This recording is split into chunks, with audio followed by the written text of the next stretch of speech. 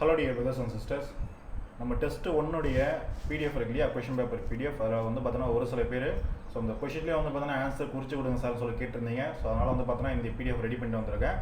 So ஒன்றும் கிடையாது, இது ஒவ்வொரு கொஷனில் வந்து பார்த்தீங்கன்னா என்ன ஆன்சர்ன்றது ஆல்ரெடி இப்போ க்ரீன் கலரில் ஷேட் பண்ணியிருக்கு பார்த்தீங்களா. ஸோ இந்த மாதிரி வந்து பார்த்தீங்கன்னா ஷேட் பண்ணியிருப்பேன்.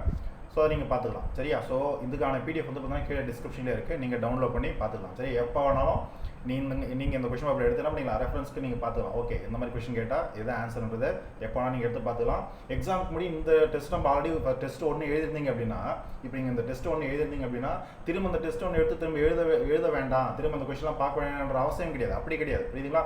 நீங்கள் எப்போ வேணால் திரும்ப எடுத்து கொஷின் பேப்பர் கூட ரிவிஷன் பண்ணணும், புரியுதா.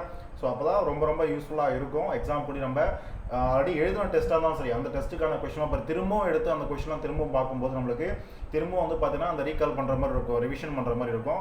ரொம்ப யூஸ்ஃபுல்லாக இருக்கும் சரியாம்மா. ஸோ இந்த கீழே இந்த டிஸ்கிரிப்ஷனில் இந்த வீடியோ டிஸ்கிரிப்ஷனில் இந்த பிடிஎஃப் இருக்கும், லிங்கை கிளிக் பண்ணி டவுன்லோட் பண்ணிக்கோங்கம்மா. So thank you.